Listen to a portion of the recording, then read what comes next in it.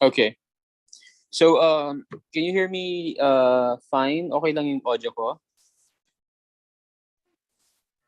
Yes, sir. Yes, sir. All right. So, we'll have a lecture for this afternoon on the measures of spread or measures of variation. So, we are done with the measures of central tendency last meeting. And now we move forward to the measures of variation. You might be expecting of a quiz today, but I will be administering the quiz next week. So, two straight meetings of quizzes. Okay, I don't want to administer a quiz online because it will, I believe it is not reliable. So the results will not be reliable anyway. So I will just be finishing the lectures this week, and then next meeting we'll have the quizzes. We'll have the quizzes next meeting. All right, can you see the whiteboard on the screen now? Yes, sir. Okay. So as I have mentioned, we are studying the measures of variation for this afternoon. Okay. Measures of variation. Okay. Measures of variation. All right. As we all know, measures of variation is also called measures of spread. Okay. Measures of spread, measures of dispersion. Okay. Lahat ng yan ay pare-parehas lang ang ibig sabihin. Okay. So when we talk about measures of variation of measures of spread, it is a descriptive statistics that actually describes the homogeneity. Okay. Describes the homogeneity of a set of data. Describes the homogeneity of a set of data. So what did we tell about, or what did we say about the word homogeneity? It means the nearness, no? It means the nearness of data from each other. Nearness of our values from each other given a data set. Okay? So, for example, if we have three sections, if we have three sections, section A, section B, and section C, okay, these are the results of a test of in mathematics, for example, 12 being the lowest score and 30 being the highest score. 12 and 30. Can you please mute your microphones so that the others will not be disturbed? If you look at the data here,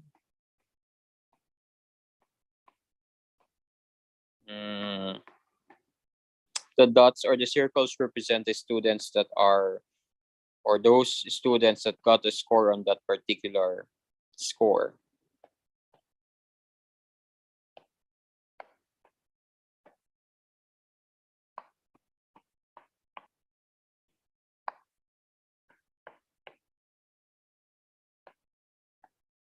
Okay, so if you look at the values here, for example, you could see that most of the scores in letter C or in section C are tending to move on the left, no? Meaning they are getting low scores. The students have low scores. But if you look at A, you see that the values are quite a bit spread all over the distribution. Okay? In fact, the following scores or the following sections have their scores or their central tendencies and measures of variation computed already. In this case, it is 18.25, the mean is 18.25, and S is 5.15. Ang ibig sabihin ng S, people, is standard deviation. Okay, S is what we mean by standard deviation. I repeat, this is standard deviation. Okay, standard deviation. All right, and then X bar for section B is 18.25 again, and S is 6.92. While for section C, X is again 18.25, and S is 7.63. Okay? So if you look at this example, we could notice that all the mean are equal. Tama? Lahat ng mean natin ay pare-parehas. So ang tanong ko sa inyo, if I would ask you the question, which of the following sections is more performing or is the best performing section, what would be your answer based on the mean?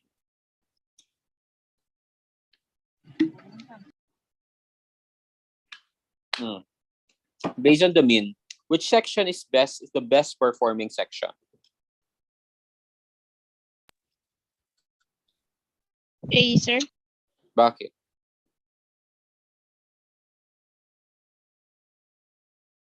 Why A? If you look at 8 people, all of the mean is the same, 18.25 and 18.25. So based on the mean, all of them are performing equally. Okay? All of them are performing equally. Magkakaparehas lang yung performance nila based on the mean. But there's another measure, which is the measure of variation, that could also tell about the performance of the entire group. Okay? That could tell the performance of the entire group. We notice that the section A has the least value of standard deviation, while section C has the highest value of standard deviation. It means, therefore, that section C is more spread, no? Section C is more, it is more spread. It is more spread than the rest of the sections. Okay? On the other hand, here, section A is the lowest, 5.15. That means that it is the least spread. Okay? Ang ibig sabihin nun, mas malalapit ang values ng section A kesa sa section C. Kasi what did we say or what did we tell? Okay, what did we tell about the measures of variation? The measures of variation, to analyze it, it means that the lower the values, okay, the lower the values, the more homogeneous the data is. Okay? The more homogeneous the data becomes. Okay? Ulitin ko. The more homogeneous the data becomes. The lower the values of the standard deviation or the measures of variation, the more homogeneous the data becomes. Ang ibig sabihin nun, mas malalapit yung data sa isa't isa. So, if tatanungin natin kung anong class ang mas nagpe-perform, ang best performing, we could base it on the measure of standard deviation or the measure of variation. And you could see that section A here has the least or the lowest value of a measure of variation, meaning their performance are more compact, okay? Their performance are more unified than the other sections. So, pare-parehas man sila ng mean, pero magkakaiba yung measure of variation nila. Okay? Ang ibig sabihin nun, kahit na parehas sila ng mean, ang section A, parang mas pare-parehas na 18.25 sila kesa sa ibang scores. Samantalang dito sa section C, masyado ng malayo yung distance ng mga scores doon sa standard deviation. Okay? Doon sa mean, I should say. Doon sa mean. Okay?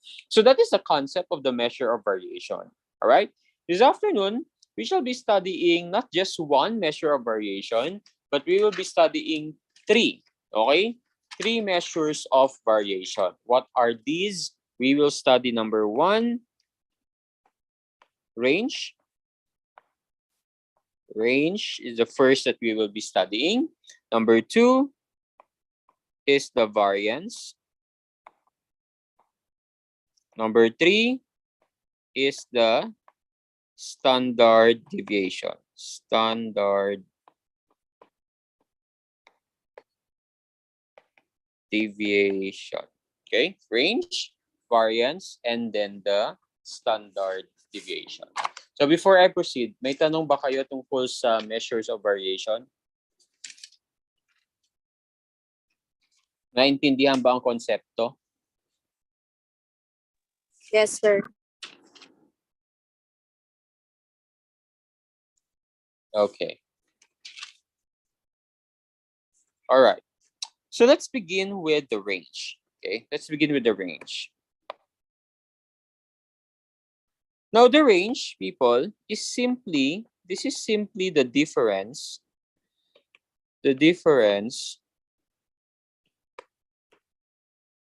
wait lang, medyo lobat na yung pen ko.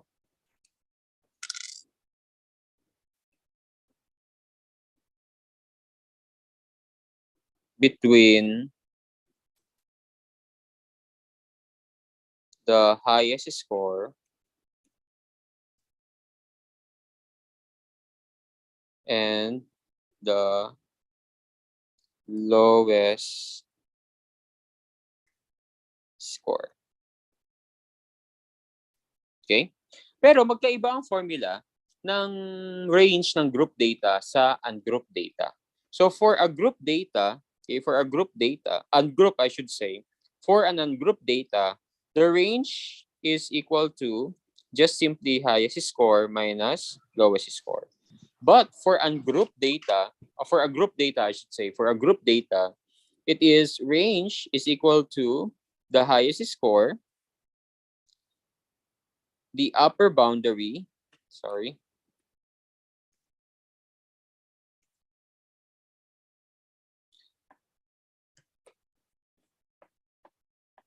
the upper boundary of the highest score minus the lower boundary of the lowest score.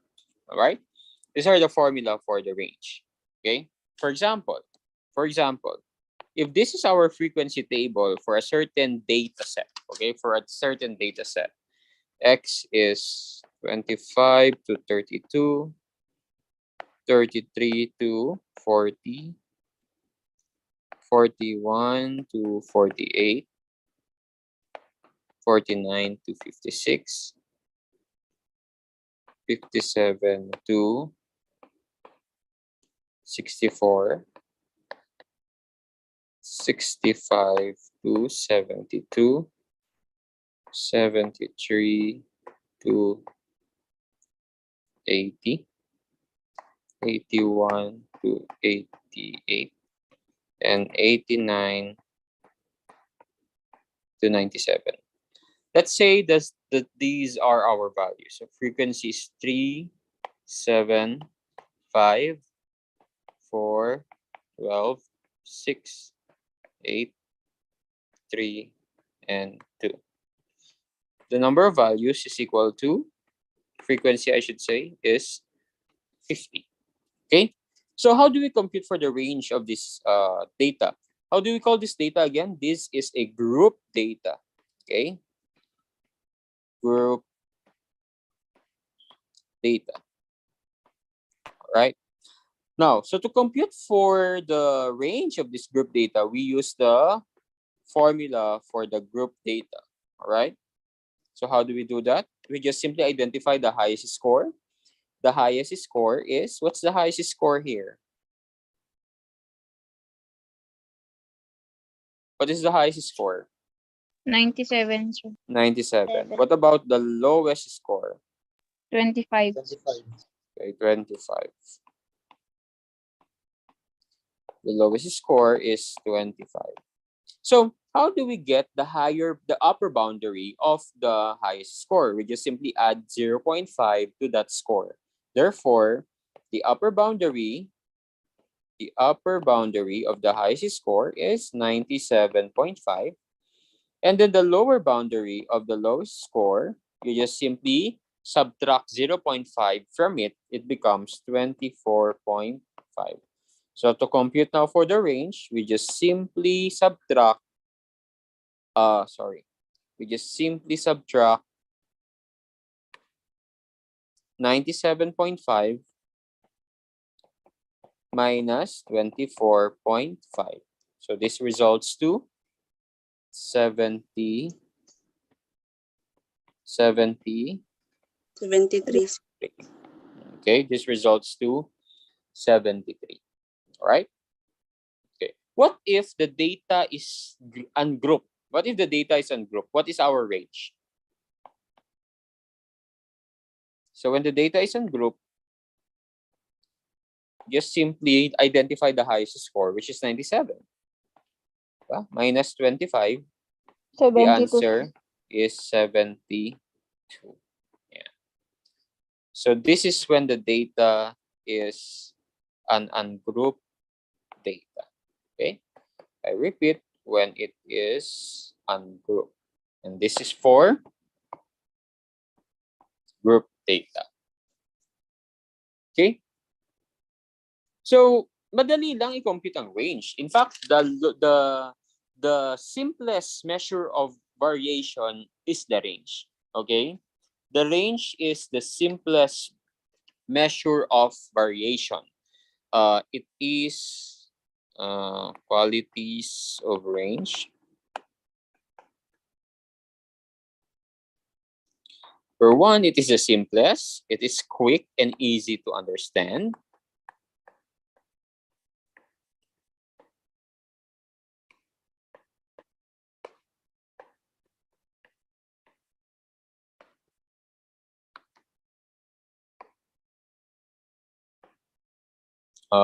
It is a rough estimation.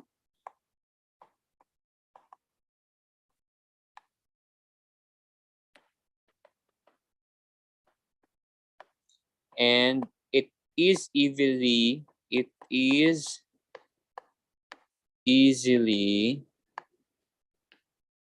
affected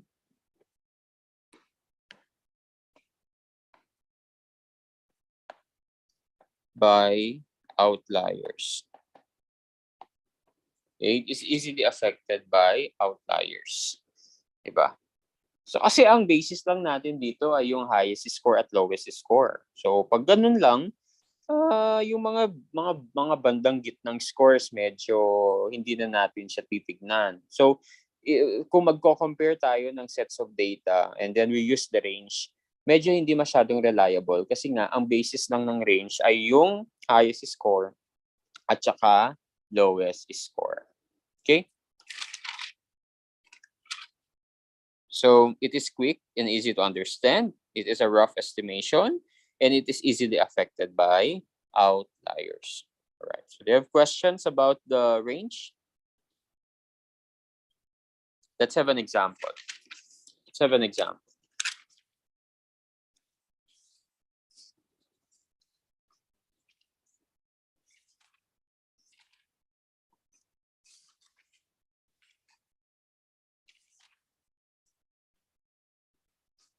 Example lang.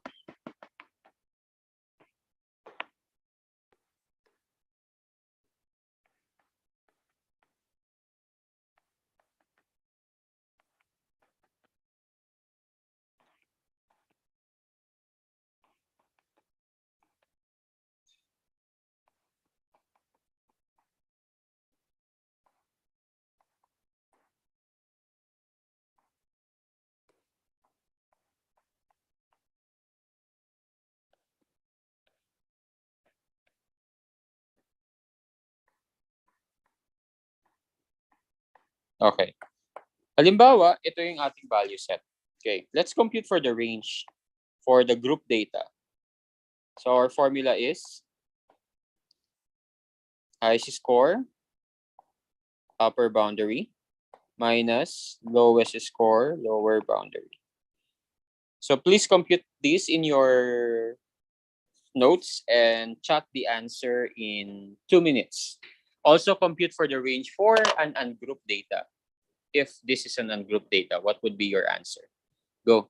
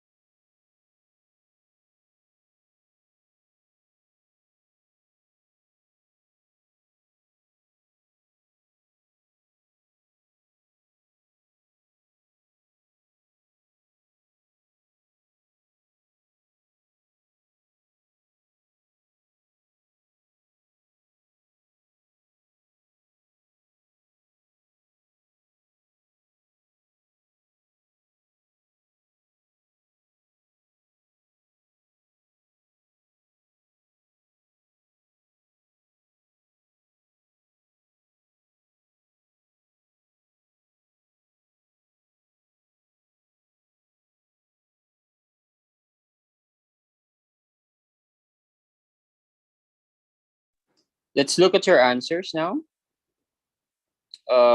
Group data 32 for group data 32 for magkaiba ang answer ni Lawrence and Robilay. Si Robilay, ang sagot niya ay 32 sa ungroup, sa group data 31. Kay Lawrence naman sa group data niya ang 32. Okay, let's see. So what is our highest score? Our highest score is 36. Our lowest score is 5. 5. So the highest score upper boundary is 36.5 and the lowest score lower boundary is 4.5. So the range for the group data is 36.5 minus 4.5, which is equal to 32. On the other hand, the range for the ungrouped data is simply 36 minus 5, I should say. 36 minus 5, which is equal to 31. Okay, so those are our range. Any question? None. Okay. So if there are no questions, let us proceed to the next measure of variation. Okay, let us now proceed with variance.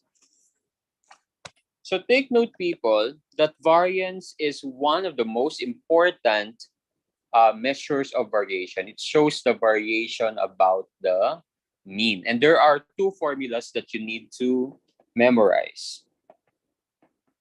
So the variance of a population is symbolized as like that. Okay, a sigma squared. Sigma squared is equal to the summation of x minus the mean squared over the population. But for the sample variance, okay, for the sample variance, this is for the variance, okay? Again, this is for the population.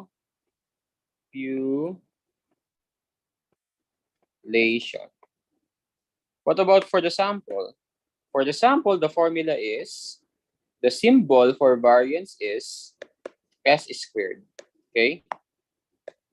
S squared is equal to the summation of the values minus the mean or the sample mean squared over n minus 1. So that's the formula for the sample.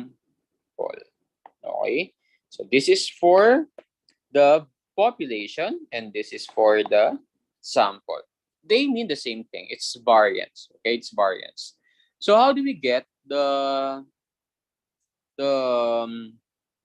variance of a set of data? So let us begin with for ungrouped data. Okay, let us begin with ungrouped data. So I'll be writing here our frequency table. So X are 19, halimbawa, 17, 16, 16, 15, 14, 14, 13, 12, and 10. Okay? This is our X. This is for ungroup, ha? Ungroup.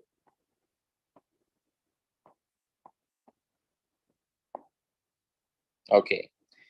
Now, the first thing we need to do here is to compute for the mean of our ungrouped data. And we all know how to compute for the mean. How do we do that? We just add all the scores together and divided it by how many scores do we have. So there are 10 scores. So please compute for the mean here. What is our mean? Our mean is equal to,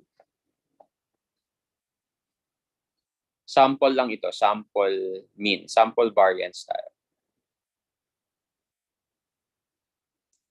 How many? What is the mean?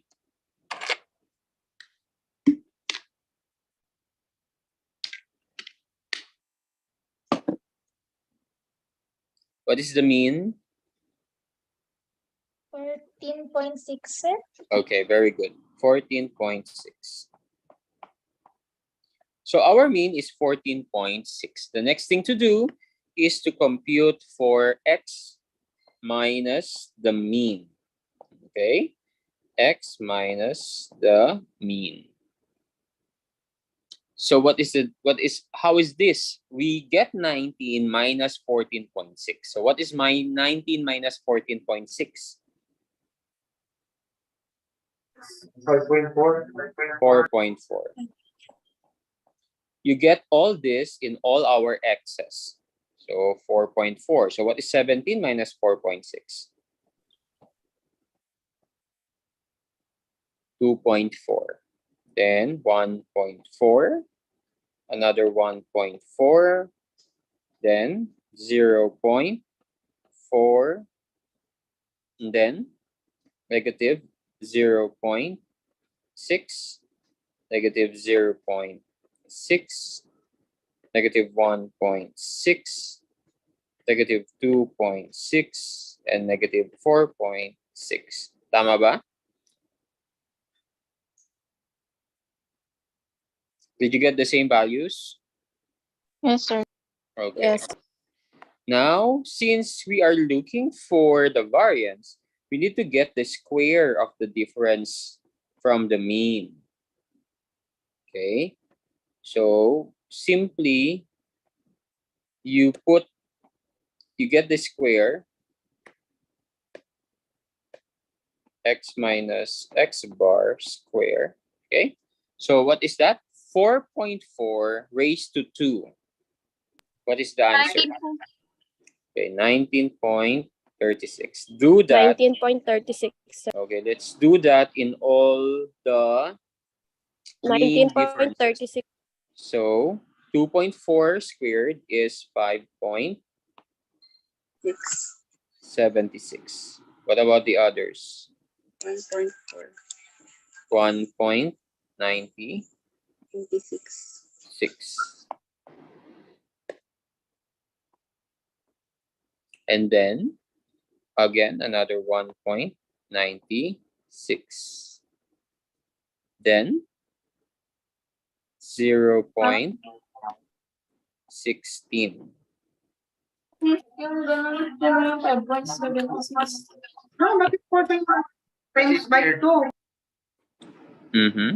Ano yung question niya? Negative 0.6 squared is 0. Negative 2.36. Positive na siya, di ba? Yes, sir. Okay. This is the same 0.36. And then negative 1.6 is 2.56.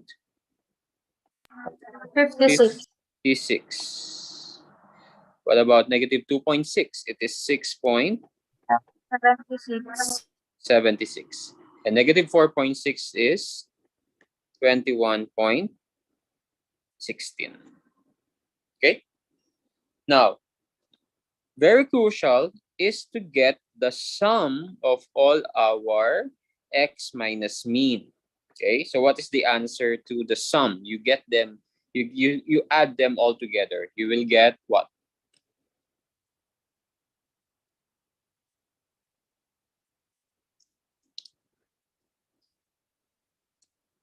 What's the answer?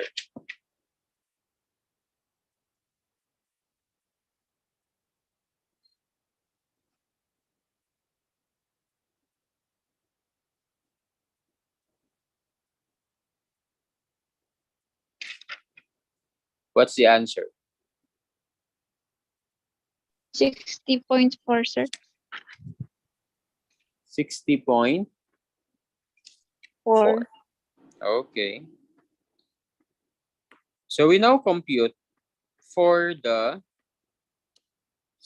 variance for the ungrouped data. So we use the formula. What if it is population variance? So what if we are computing for the population variance? So you just simply get, what is the summation? 60.4 4, sir. Yeah. So 60.40 na yan. So we are just plugging in the values here. All over, what is our N? 10. 10. What is now the answer? 6.04. So that is our population variance. Sir, hindi ba 10 minus 1? Hindi eh. Population variance pa lang population. tayo. Mhm. Now, what if you're computing for the sample variance? So, our sample variance is equal to, again, the same 60.40 all over n minus 1. So that's 10 minus 1. So that's 60.40 all over 9. So what's the answer here? 6.71, sir. 6.71.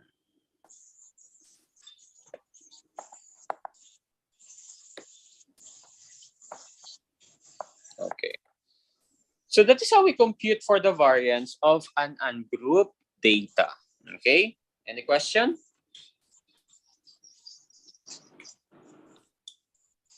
Okay. Now let us proceed with, yes. Sir, kapag po ba yung sasagot po kami ng problem is specify po ba dun ka pa kung population or sample? Yeah, oo. Okay, sir. Okay. Now,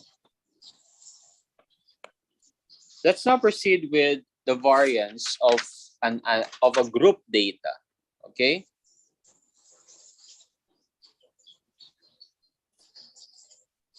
Okay. The variance of a group data,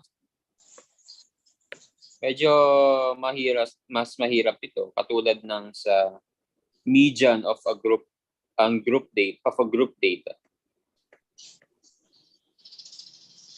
Group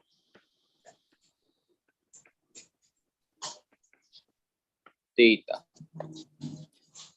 So, for example, if these are our set of values, okay? 15, our X, I should say. 15 to 20.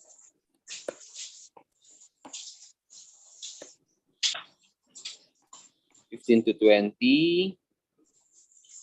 21 to 26. 27 to 30. Sorry, medyo mahina na yung battery ng pen ko. 7 to 32. 33 to 38. 39 to 44. And then 45 to 50. So those are our values. So this is for group data. Now, these are the frequency for our classes 3, 6, 5, 15. Sir, may I interrupt you? Yes. Sir, hindi pa po ata tayo tapos na kinuha yung standard deviation kanina. Oh, hindi pa nga. Mamaya, babalikan natin yun. Mag-group data muna tayo. Okay. Okay, so ito for variance pa lang tayo. Wala pa tayo sa standard deviation. So here we start with our classes and the frequency. So from these, we can now get the mean. Okay, so take note that we have to get first the mean for the population variance. For the variance of an ungroup, for the variance of the group data. Okay? Take note na ang formula natin dito, okay? The formula for the population variance is sigma squared is equal to the summation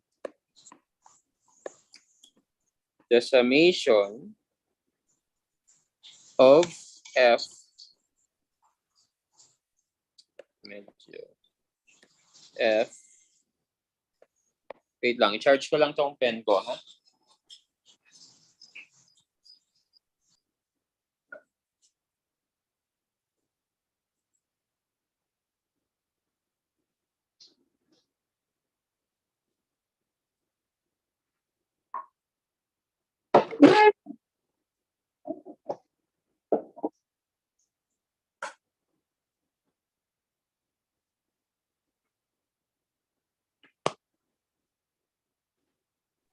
Ooh.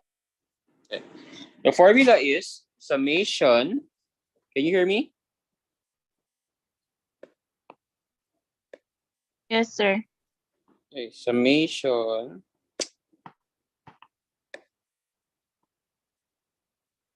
of F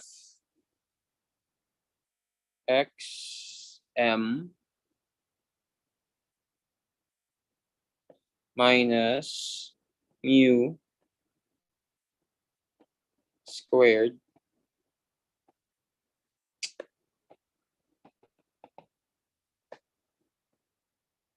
all over n. Okay, all over n. Now, in the case of the sample variance for the group data, it's just the same. Summation of F xm. Take note that xm is class mark. Okay, we computed for that last time. All over n minus 1. Okay, those are the formula for the group variance. So first we identify the mean. Okay, we have to identify the mean of these scores. So first and foremost, we get the class mark. Okay, how do we get the class mark again for the for our group data? We add the lower boundary and the upper boundary divided by 2. Tama? Yes, sir. Okay, so what is the class mark for the first class? So 14 plus 0.5 plus 20.5 is equal to?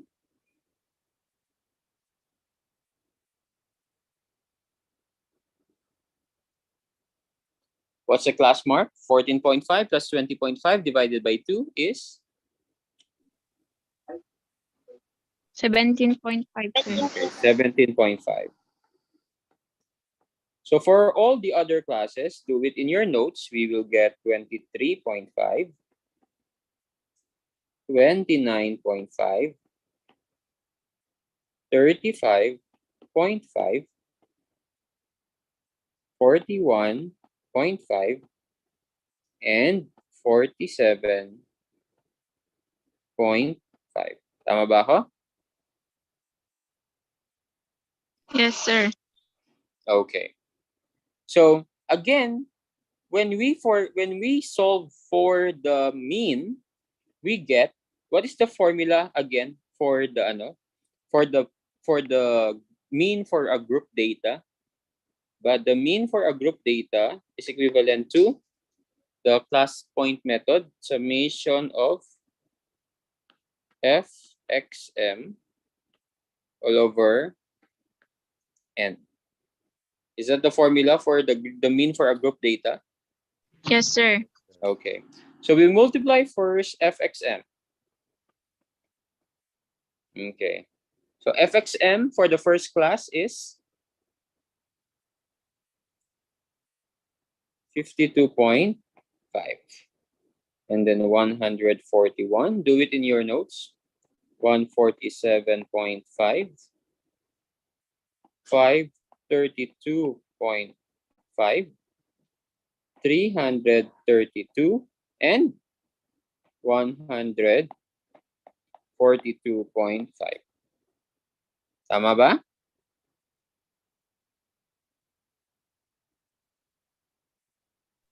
Yes, sir. Okay. Then we summate those values and the answer will be, what's the answer?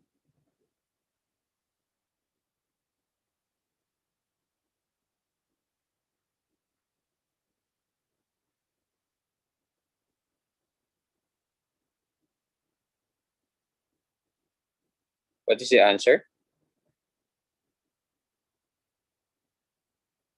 1,348, sir. Okay.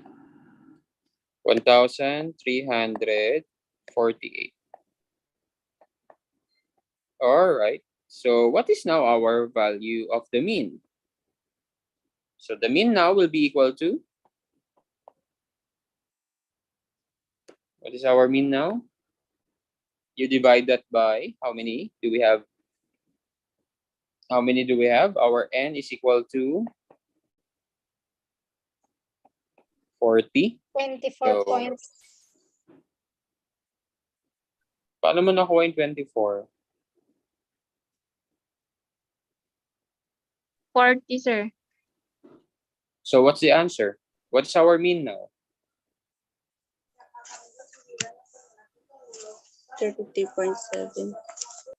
33.7. 7, sir. Very good. Are you following, people? Yes, sir. Yes, sir. Okay, 33.7. So that is the value of our mean. Now we will use that value in order to get the difference of the class to the mean, of the class mark to the mean. So this is now XM minus our mean. So 17.5 minus 33.7 is equal to?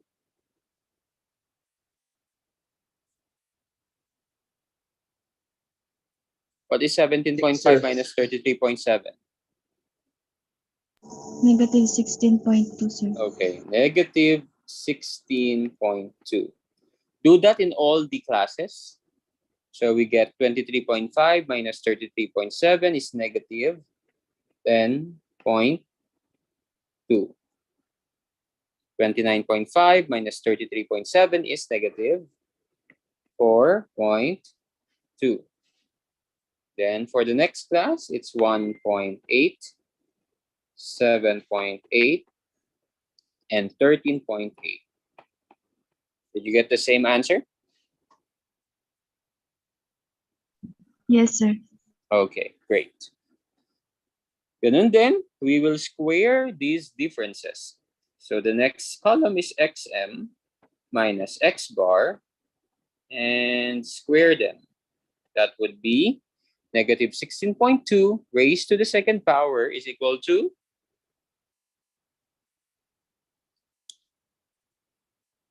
262.44. okay, 262.44. Okay. So 10.2 times 6 is 104.04. Tama ba? Yes, sir. Yes, And sir. then this becomes 17.64,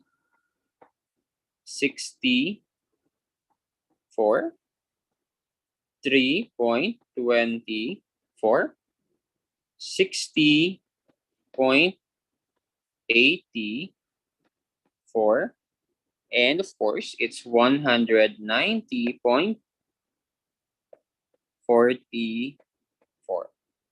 Tama?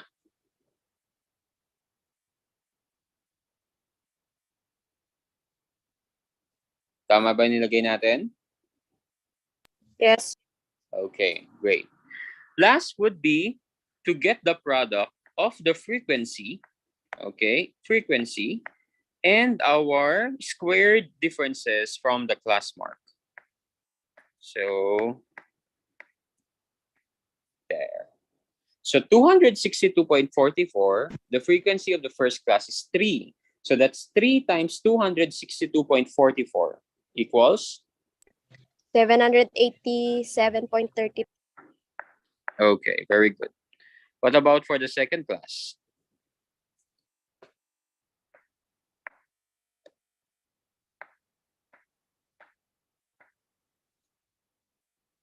$620.24. 24. 24. What about for the third class?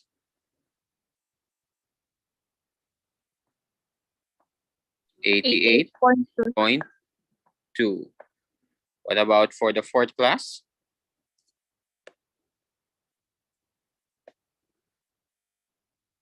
48.6. 0.6, sir. And then 486.72.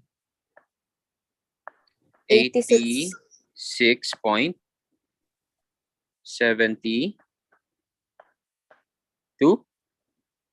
Then 571.32.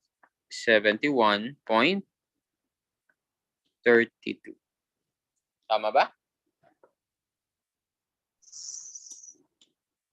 Tama?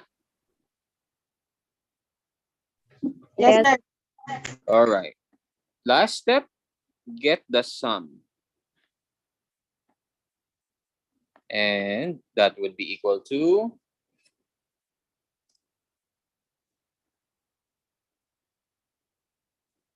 what is the sum now?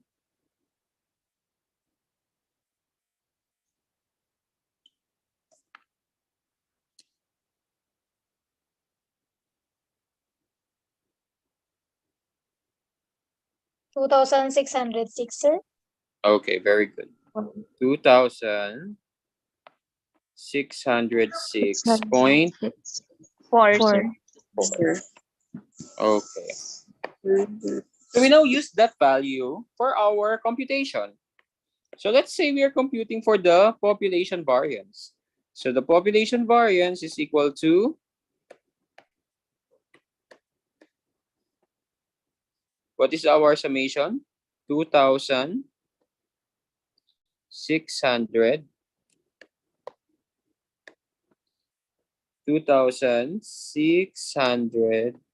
6.4 divided by how many students do we have? 40. And the answer would be, what's the answer? 65.7. 65.11.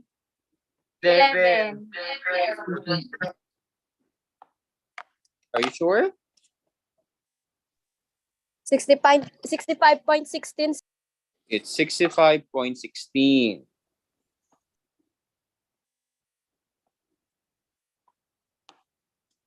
Am I right? Yes, sir. Okay, very good. Now let's talk about the variance for the sample.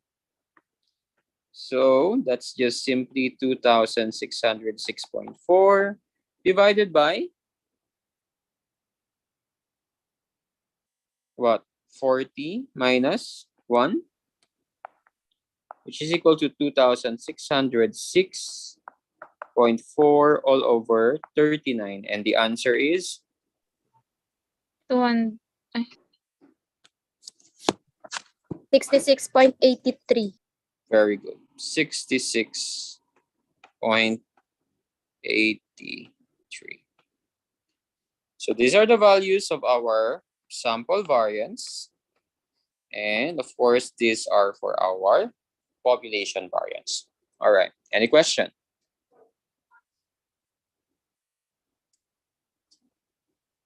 None? Did you get it?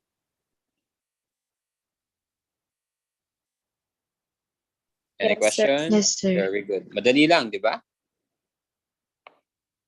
Now, balik tayo sa standard deviation. Take note that the standard deviation is simply the square root of the variance. Okay? I repeat, standard deviation is simply the square root of the variance. So, halimbawa, if it is sigma squared, the standard deviation for a population is just equal to sigma is equal to the square root, okay, of the population variance. Okay? So, ito, lalagyan lang natin ng square root para makuha natin yung standard deviation. But the symbol, okay, the symbol for the standard deviation is simply sigma without the power of 2. Pag sample naman, S lang without the power of 2. Okay? So kung i-compute natin ang standard deviation ng group data na ito, you just simply square root 6.04. O anong sagot sa square root of 6.04? 2.46. Okay, 2.46. What about the sample? Standard deviation. It will be 2.59. okay, 2.59. Now, what about for the group data? It's the same thing, okay? So what is the standard deviation here for the population? 8.07. 8.07. What about for the sample standard deviation?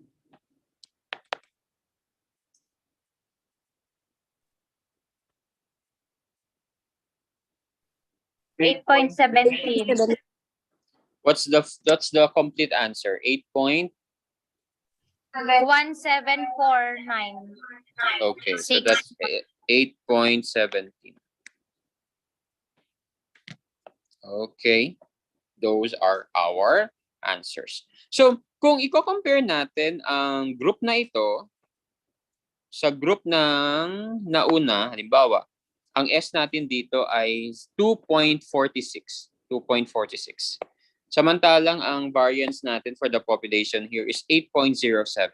So, anong grupo ang mas malalapit ang scores, ang mas homogeneous? Itong grupo na to o yung grupo kanina? Kanina, sir.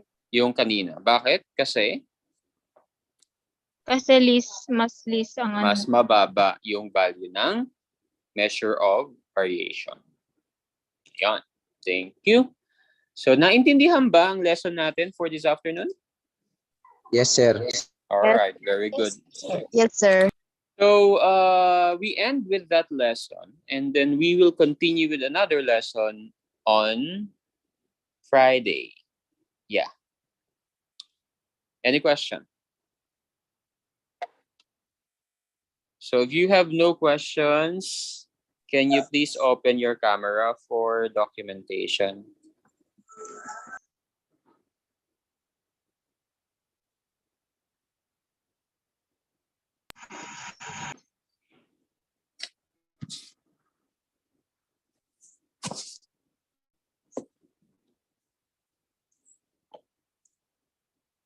For a while. All right. Okay. In 3,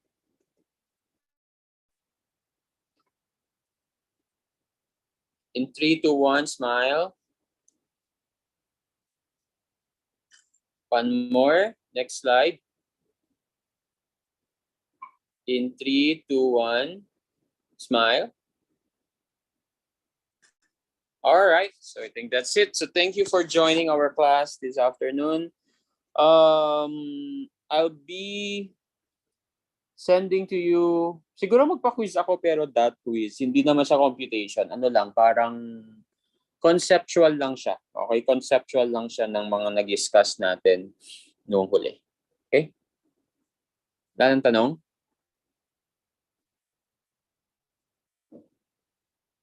Okay, so do you have no more questions? Let's say goodbye. Bye-bye. Bye, sir. Bye, sir. Bye, sir. Bye, sir. Bye, sir. Bye, sir.